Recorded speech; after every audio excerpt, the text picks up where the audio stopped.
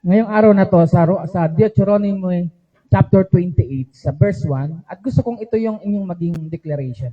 Sabi rito, if you fully obey the Lord your God and carefully follow all His command, I give you today, the Lord your God will set you high. Yan. Above all the nation on earth. Sino gusto nito? Parang ayun yata. Parang ako lang ang gusto nito.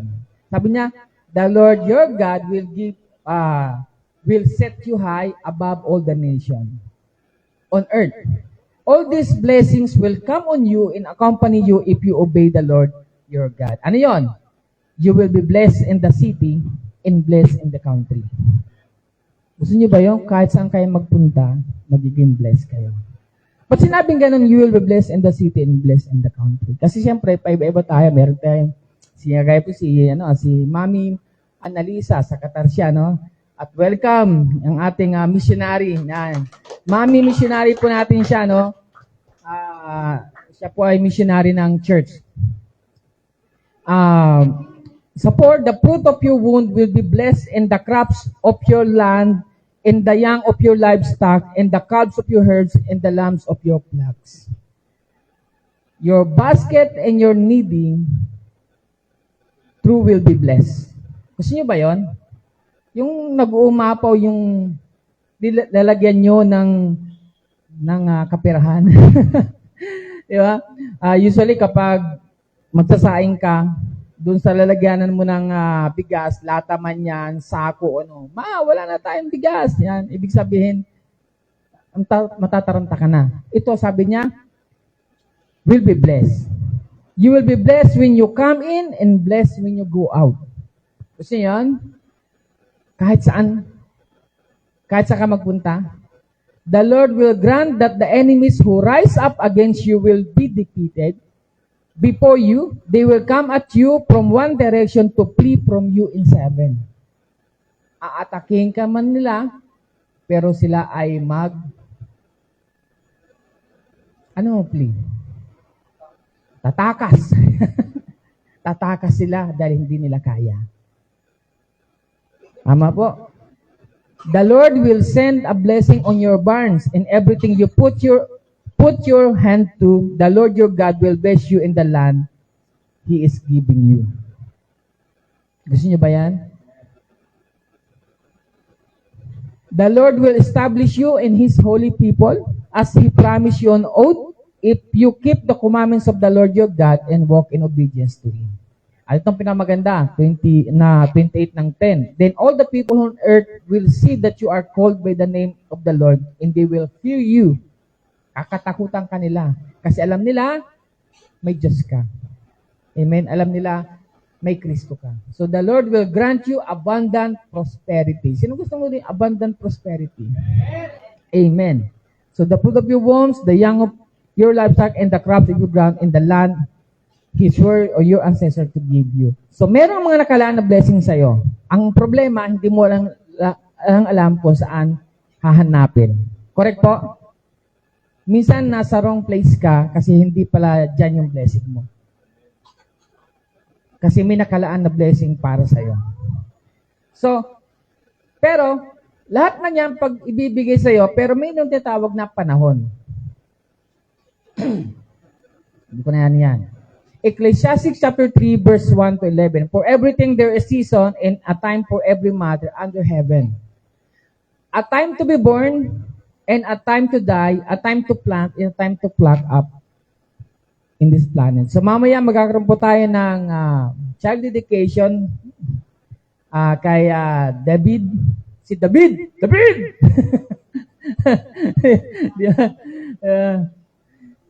At saka si Laika, no? Yan. Si David. So, si Zane ang ating dedicate. So, it is the appointing time, at I believe, ngayon yung appointing time na siya ay ma-dedicate sa ating Panginoon. Amen?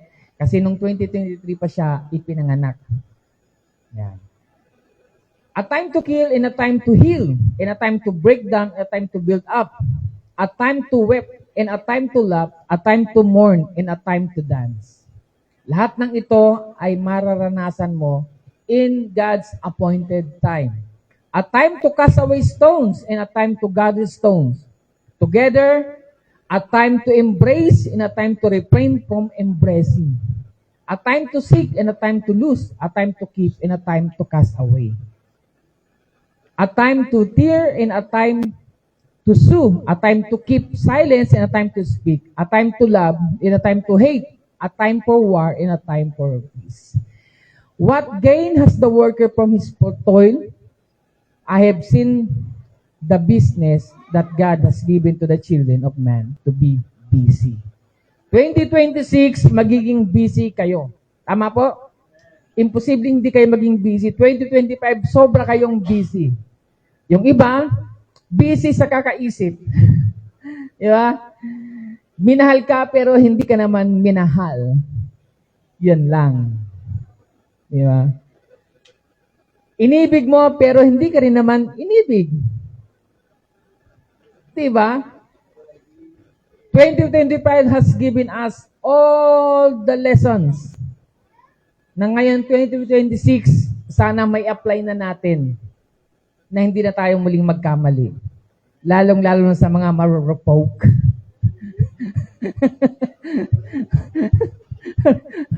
Parang may umaano doon na.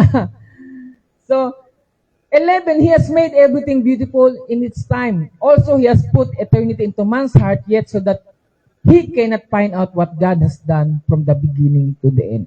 Kaya madalas nakikita ko, like sinasabi ito, bakit ang tao, kahit hindi mo turuan tungkol sa Diyos, hahanapin niya ang Diyos? Kaya maraming nagkakamali. Noong mga time ng ating mga ninuno, talagang, sino ang nagsabi? Actually, nung one time na may naka-debate ako, friendly debate lang naman. Actually, the debate is something na dapat friendly. Kung matalino ka, if you're a wise person, debate is a season na matututo ka. Kasi yung mga bagay na hindi mo alam, malalaman mo. Kasi minsan may bias ka eh. Di ba? Pag bias, kahit na anong sabihin sa'yo, pula yan, hindi puti yan. Hindi pula yan, hindi puti yan. Hindi green yan, hindi violet yan. Mga ganun, di ba? Meron kang bias. So sabi niya sa akin, ang siya kasi ng atheist, hindi naniniwala sa Diyos. Kaya sabi ko sa kanya, o sige, based on your, kasi professor siya eh, based on your intellectual capacity, tatanungin kita, sino nagsabing may Diyos? Diba? Sino may sabing Diyos? Ay, hindi, kasi sinulat yan. Hindi. Sa Pilipinas na lang, o wag na dun sa Israel, dito. Sino nagsabing may Diyos sa bansang Pilipinas? Bakit ang mga ninuno natin may nakitang isang magandang bato, linagyan ng ukit? Yung mga naunang mga wala pang Espanyol, hindi pa dumating Espanyol. Dumating ang mga Espanyol dito, may mga Diyos-Diyosan ng sinasamba ang mga tao. Pero bakit sino nagsabing kailangan sumamba sa Diyos? Ano ba? Ngayon, pwede natin sabihin na kailangan natin sumama kasi marami ng information. Pero at that time, hindi naman nakapag-aral ng mga ninuno natin eh. Wala namang school dati eh. Yung mga nauna, mga dato-dato, mga ano pa ba? Mga balangay sa atin, sabi. 'Di ba? Mga Japanese, alam ko sa Japanese kasi yun ang ano natin. Indonesia kasi Oo, yung dati, nagkakalakal tayo sa pamamagitan ng mga bangka. Nagbabangka lang sila, malalaking bangka yun. Kaya tawag na balangay. Isa atin, kaya may barangay ngayon dahil sa balangay. Pero ang balangay, isang malaki siyang bangka, group of people na talagang explorer lang sila kung saan merong makakain. O, ano pa sila? Tawag doon, educated pa. Yung ibang mga tao na may nakitang bato, may nakitang puno, o sinamba. Sino nasabing sambahin mo yan? Kailangan ba sambahin ng Diyos? Hindi ba naisip yun? Yung mga ninuno natin, sino nasabing kailangan sumamba sila sa Diyos? Yun ang sinasabi sa Ecclesiastes. He has made everything beautiful in His time. Also, He has put eternity into man's heart, yet so that he cannot find out what God has done from the beginning. Merong eternity sa puso natin. Nalulungin tayo na alam natin merong afterlife. Nalulungin tayo na merong eternity. So, anong kailangan mo para malaman yung eternity? God. Sabi nga sa professor, sino ang nagsabi na may salitang Diyos? Diyos. Hindi, bathala. O sige, bathala. Sino nagsabing bathala? Sino nagbalangkas ng bathala? Alam mo bakit sabi ko na professor na yon? You know why? Because God has put eternity on His man. Parang may etiketa tayo eh. Kaya ang tao, wala siyang gagawin kundi isik ang God. Kahit naniniwala siya hindi, isisik niya si God. Kasi alam niyang kailangan niya yun. At yun siguro ang kulang sa atin mga tao. Na kailangan, ang daming mga pangako ng Diyos, gagawin kang head, not the tail, i-bless ka, and yet, hindi mo siya natatagpuan. Bakit? Kasi hindi mo pa nakikita o natatagpuan si Lord sa buhay mo. Ang dami nagsasabing, Lord, Diyos ko. Yeah? Pati tukso, di ba? Oh, Diyos ko, layuan mo ako. Si Lord. Panlaban sa tukso, si Lord pa rin. You know? Yeah? Tawag doon? Gusto kong bumait, pero di ko magawa. Nasa Diyos ang awa. Si Lord pa rin talaga eh. Pero di mo, sabi mo sa tabi mo, hindi mo magawa, no? Hindi mo magawa bumait. Hindi mo magawa. Hindi mo magawa bumait. Si Lord kasi ang kailangan natin. Sino ba naman ang ayaw ng magandang buhay? Ako, gusto ko magandang buhay. Sino ba naman ang ayaw ng magandang buhay, di ba? Walang gusto noon. Lahat gusto maging magandang buhay nila. Wala sigurong pinanganak dito na, ay, gusto kong maging pangit ang buhay ko. Kaya nangangarap tayo eh. Kahit pangit, nangangarap. Sabi mo, alam ko hindi ka pangit, pero nangangarap ka, alam ko.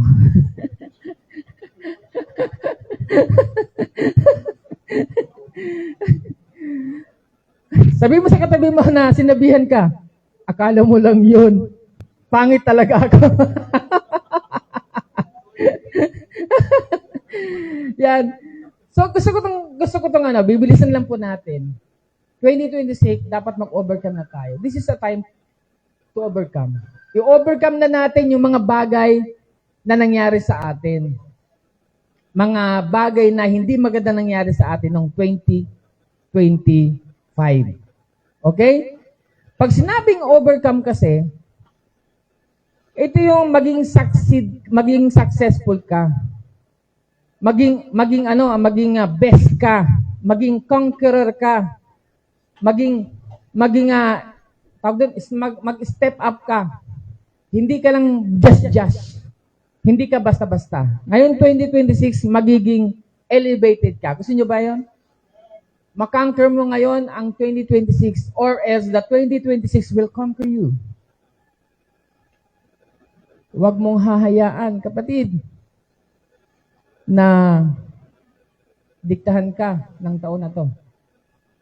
Ay, uso naman kasi yung ganito eh. Kaya, go with the flow. Wag. Sabi mo, hindi. I am bigger than 2026. Sabi mo, I am bigger than 2026. You know why? Because you have God. Hindi mo kaya yan pag wala kang Diyos. Pero makakaya mo kapag meron kang Diyos. Ako po, sa mga di nakakilala sa akin, ako po, gang po ako eh. Yan, sinigang. Tayo po ako ng gang sa Malabon. Nagipagbatuhan po ako ng pillbox. Nagipag-away po ako. Yan. Marami na rin po ako napadugong ulo. Diba? Sa bugbugan, ganyan. Pero, nagulat ako. Si Lord kasi, mas malaki kaysa sa akin eh. Sinaway ako. Oh, pastor ka. Magpastor ka. At siguro, sinasabi sa inyo lang ngayon, magpastor ka. Paglingkod ka sa Diyos. Ayusin ko buhay mo. Inayos po niya ang buhay ko. From kumakain ng kanin na asin lang ang ulam, ngayon, kumakain na ng asin na kanin na ang ulam. Hindi, joke lang. Hindi. Sumagana po ba namin? Yung mga paupahan na po kami, tapos, siyempre, yon, masasakyan. At siyempre, ang pinakamagandang nangyari sa buhay ko, ibinigay ni Lord ang yaman na binigay ng Panginoon sa akin ng walang iba kundi aking asawa, may bahay. Para ako nakatisod ng ginto. nakahukay ng malaking baol ng ginto. Yeah?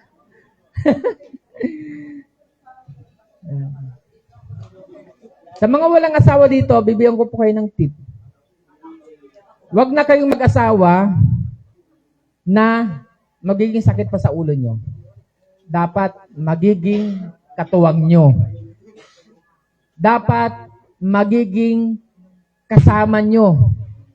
Kung ikaw ay nagbubungkal ng lupa, dapat marunong din siyang bubungkal ng lupa. Kung marunong kang mangarap, dapat marunong ka rin mangarap. Bakit? Kasi kung tumataas ka, dahil siya walang pangarap, hihilahin ka niya pababa ulit. Aanhin mo yung ganda at sexy. Di ba? Kung ang alam lang naman, mag-TikTok. Walang alam sa buhay. Huwag na lang. Sarap ng single kaya. Di ba? Pero mga katisod kayo sa pamamagitan ng ating Panginoong Kristo Jesus, kapag nasa Diyos ka, bibigyan ka niya. Kasi nakalagay doon, bibigyan ka niya ng helper. Bibigyan ka na ng taong mag-elevate sa'yo. Kaya ako naniniwala na dapat yung katuwang mo, yan yung parang, yung sa layman's term, para siyang gem. Para siyang, sa ibang term pangpaswerte. Yung ibang term lang pero sa Christian, sa atin, syempre, blessed. Ibig sabihin, kapag nung dumating siya sa buhay mo, naging blessing siya.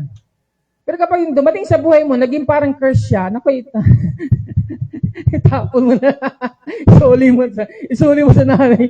Ay, magkamali pa ako ng kuha sa raffle draw. Hindi pala sa akin to. Gano'n, no? Oy, baka may asawa dito, magsaulian na. Hindi. Pag-pray nyo yung mga asawa nyo na maging gem siya. Amen po. So you have to be overcome. John 16 verse 33, I have told you these things so that in me you may have peace. In this world you will have trouble, but take heart, I have overcome the world. Si Jesus Christ pala, na-overcome niya na ang mundo. Na-overcome niya na ang season. Na-overcome niya na ang persecution. Na-overcome niya na lahat ng kapighatian na pwedeng ibigay sa isang tao. Sino ang nabitray dito? Tyrannidor. Diba ang sakit? Busy kita Di ba love kita? Ba't mo tyrannidor? Si Jesus naranasan niya. At napakahirap ng taong tinatry doon. At araw-araw, nagtatry doon. Di ba? Pero si Jesus, na-overcome na yun. Sabi mo sa tabi mo, hindi ka traitor Bubugbugin kita. Bubugbugin, Si Jesus Christ lang pala ang pwedeng maka-overcome. Ano pa ba? Iniwan? Ano pa bang nangyari kay Jesus? Sinabi, crucify him. Pero mo yung mga pinagaling niya, pinakain niya, injection pa yung nagsabi sa kanya. Pako siya sa krus. Pinagpalit kay Barabas. Hindi naman nila kaano-ano si Barabas. Si Jesus, nakadaupang palad nila. At siya inalipusta. Sino mga may nakaranas na inalipusta rito? Ako lang ba nakaranas na inalipusta? Ang perfect nyo naman. Sana all. Di ba? Yung tipong okay ka naman, makakarinig ka pala sa iba, ay, hindi naman ganun katalino yan. Ganyan. Ay, ilong niyan. Ganun ba? Aning ka, bibigyan ka ng pangit. So, una, paano natin ma-overcome ang 2026? Dinapunin nyo. Empower your management for greater impact. Whether we like it or not, we are managers, stewards. Manager ka ng inyong mga action. Kaya hindi mo pwedeng sabihin, pastor, kasi si ganito, si ganon. Hindi. Sisihin mo ang sarili mo dahil talagang yan ay ginawa mo. Hanggat hindi mo natututunan ang accountability, hindi ka mag-grow. Hanggang hindi mo nakikita na may mali sa'yo, hindi mo maitatama ito. You will not be perfect as long na hindi mo nakikita na imperfect ka. Kaya kaming mga imperfect, sasabihin na lang namin sa'yo, wow, ang perfect mo naman. Sana, You have to manage. Kanina, di ba, yung mga ninong, no? Nung niyaya kay ni David, maging ninong ka naman ng inaanak ko. Ayan. Sabi mo, magkano ba? Yung 100,000. Hindi ba ba inanong niya? Kala niyo, 100,000, maging ninong ka lang, oh. Grabe si David, oh. Grabe, yaman talaga nito. Yan. Siyempre, magdedesisyon ka dahil manager ka eh. Kung oo ka o hindi. At yung mga nagdesisyon, ibig sabihin, minanage nyo. Yes, gusto namin siyempre, kaibigan kita eh. Siyempre, masaya ako na maging ninong, maging inang anak mo. You have to empower your management for greater impact. May mga bagay na ginagawa mo ngayon na hindi nakakatulong sa'yo, tanggalin mo na. I-manage mo na. Kunwari, laziness. Tanggalin ko na muna itong pagiging tamad ko. 2025, naging tamad ako, wala nangyari. Ngayon siguro, sipagan ko ngayon. Ganoon. You manage. Sabi nga sa Ecclesiastes chapter 7, verse 13 to 17, accept the way God does things. Accept the way God does things. May mga ginagawa ang Diyos na ibinibigay niya sa mga tao. Ang problema sa tao, hindi nila yun ina-accept. For example, sabi ng Diyos, 6 days ka magtatrabaho at sa 7th day magpahinga ka. Ang mga tao, hindi ina-accept yun. Pero isipin mo, ano ba ang benefits nun? Di ba nakapagpahinga ka? Nagre-reset yung mind mo. Nagiging magaling kang mag-decision, magaling kang umakto, nagiging magaling ka sa buhay kasi nga meron kang pahinga. Tama? Eh ikaw, gusto mong ayaw mo magpahinga, yun.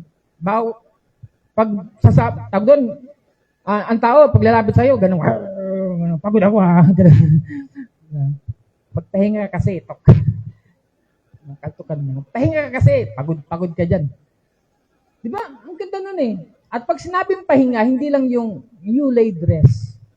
Nasa bahay, di ba? Nanood ng TV, Netflix, kuya-kuya, hindi ganun. Pag sinabing pahinga, pupunta ka sa church. Kasi there is no rest without God. Reset yun eh. For example ngayon, I know for sure that God is talking to you because you have rest now. May mga sinasabi sa'yo si Lord. May pinapaalala sa'yo si Lord. Yun yung time na nakapagpapahinga ka talaga. Kasi pagdating ng Monday, bukas, meron ka nang gagawin na parang na-reset yung namin mo. Accept the way God does things. Ganito talaga gumalaw ang Diyos. Gusto niya sa tao magpahinga. Pero ang tao ayaw. Ayaw ng church. Ayaw pumunta sa Panginoon. Gusto talaga ni Lord, kausapin ka dahil gusto kanyang mapagpala. Halimbawa po, meron, ito, kunwari ito mga ninang ka na. Ninang. Kunwari si Zane, lumaki na, kunwari 10 years old na, 10 years old na. Ayun, sasabihin mo, lalapitan ko tong si Zane. Bibigyan ko to ng 2,000, sana all. Yan, lapit siya ngayon si Zane. Pero sa ano pangalan mo? Angel. Oh, Angel. Whoa. Yan. Kunwari si Angel, lumapit ngayon kay Zane. Pero nasa isip niya na yon. Pag binati ako nito at nagmano sa akin to, 2,000? Yan. Di ba? Lumapit siya ngayon, Zane. Medyo, Ninang. Anong ginagawa mo? Gagawin ni Zane, aalis. Sige po, gagawin pa ako. Kalaro ko. Ibibigay mo ba yung 2,000? Hindi, kasi meron ka ng prerequisite na kung ginawa niya. Kasi ang sarap kasi magbigay dun sa mga batang, magalang. Tama po. Ako, ganun ako eh. Pag may nagmano sa akin ngayon, magbibigay ako ngayon ng 10 piso. Bakit magmano kayo sa akin? Wala. Andun ang cashier. Ayan. So, ganun si Lord. Gusto ko niyang pagpalain, pero meron siyang nasa isip na kailangan mong gawin. Hindi ito yung bigla na lang, bigla na lang babagsak. Diba? Example, yung katrabaho ko dati, 5 million, 10 million ang sales na dapat nilang ma-achieve sa isang buwan. Praise siya. Bire mo, mas na-achieve niya pa kaysa sa mga lumang mga ahente. Ganun talaga minsan eh. Sa tao parang, ano lang yan, naswertehan lang. Hindi. May Lord kasing nagagabay. So kapag may mga nangyayari sa buhay natin, pangit man o hindi, ito dapat ang gawin ninyo. Manage changes, don't manipulate. Halimbawa, nagkakagulo, nagkakasunog na. Ano yung magkakasunog? Paano ba? Nagkakagera na. Changes yon sa buhay natin. Hindi mo siya mamanipulate, nahirapan ka. You manage, magtago ka. Pag-imbak ka ng maraming pagkain, baka mamaya maubusan kayo. You manage changes. Halimbawa, kunwari, na-displace kayo sa trabaho, napunta kasi sa lugar na kung saan wala kang kakilala. You cannot manipulate it, but you have to manage it. Anong gagawin mo? Maging maingat ka. Di ba? Maglagay ka ng 10 lock. Ang dami mong lalak, bubuksan. Baka may pumasok, di ba? So you have to manage changes, don't manipulate. Ngayon, 2026, with or without you, 26 will go on. With or without you. At sa buhay ninyo, meron talaga kayong gagawin na yung mga bagay na gusto nyo mangyari, hindi na mangyayari. Pero you have to go on. You have to manage. You cannot manipulate it or else masasaktan ka lang. Dito ako magtatapos. Tatapusin ko rito. Things to do in empowerability in managing changes. Una, reflect your own core values on your mission in life. Ang tanong, ano ba mission mo? Bakit ka nabuhay? Ngayon, siguro naman may mission ka na ngayon. Laki mo na. Kuya, anong pangalan mo kaya? Anthony. Oh, ganda pangalan, no? Anthony. Alam ba may mga Anthony, mga mistiso, mga mayayaman, no? Yung mga tipong mga nangangabayo sa mga Kastilyo. Ganun yung mga Anthony. Yan eh. I-search mo yung pangalan mong Anthony. Maganda ang ibig sabihin. Di ba? Anthony, tanongin kita, ano ang mission mo sa buhay? Presidente daw. Okay lang, presidente, wag lang presidente ng mga barangay tanod, hirap na nun.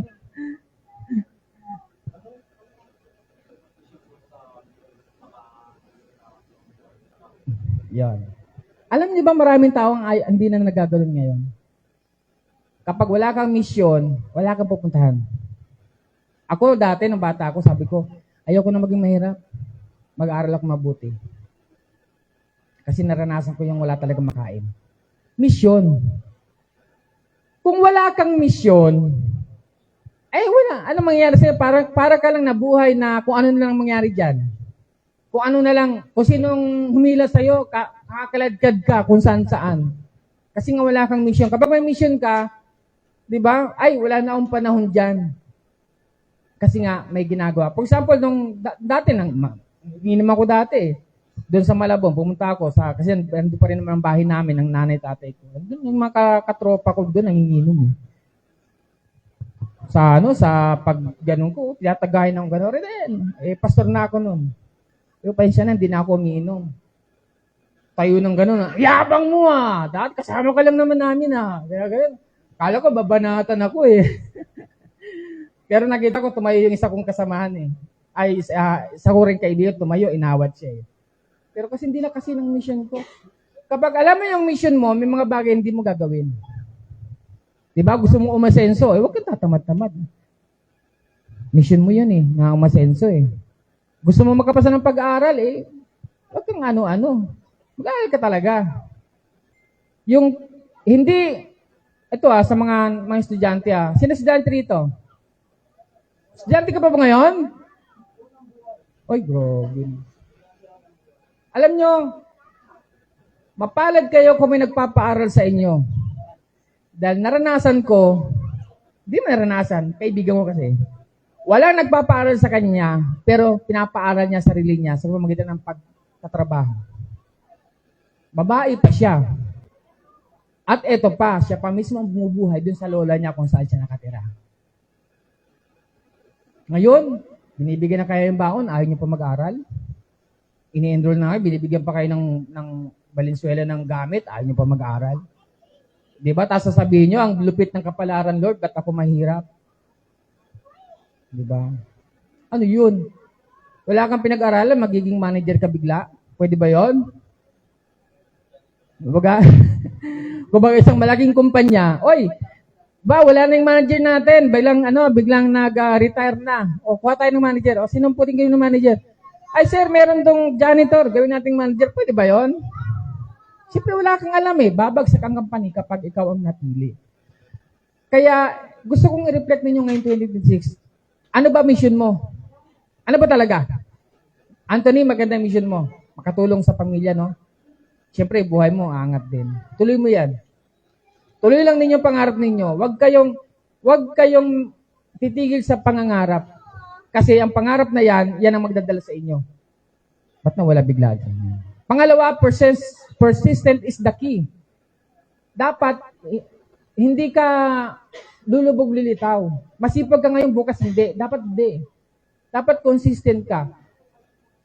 Ang kasipagan na isang kultura. Niwala ba kayo doon?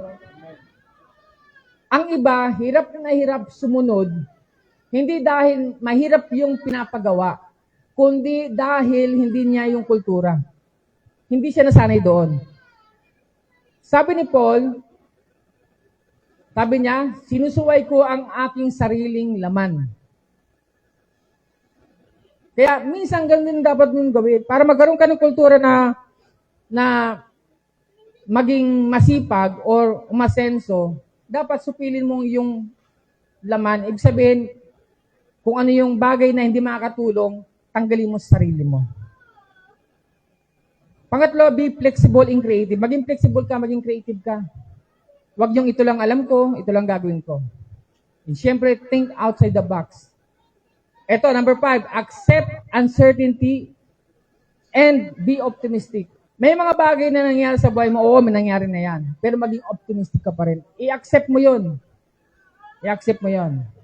Amen? And, ito maganda 2026, keep fit and healthy. Exercise tayo. Ang bira. Ang dami na nagsabi sa akin, Pastor, taba mo na. Yan. Sabi ko, I repent. I repent and see the big picture. Tingnan mo yung malaking picture. Alam niyo ba kung bakit kayo nahihirapan sa buhay? Kasi nakikita niyo lang yung maliit na puzzle. Hindi niyo nakikita yung malaking picture. Pero kapag nakita niyo yung malaking picture, madali kayong makapag-decide. Amen? Halimbawa, yung kuya ko, nahirapan siya sa work niya kasi yung mga napopromote, yung mga bagong dating. Mga bagong dating. Sabi ko sa kanya, bakit napopromote yung mga bagong dating? Kasi kapag dumating ng boss, nagsisipag-sipagan daw. Pag wala naman yung boss, hindi nagsisipag-sipagan. Hindi naman daw masipag. Sabi ko, kasalanan mo yun. Alam mo naman yung bago mong katrabaho, nagsisipag-sipagan, napopromote, ikaw hindi mo pinapakita.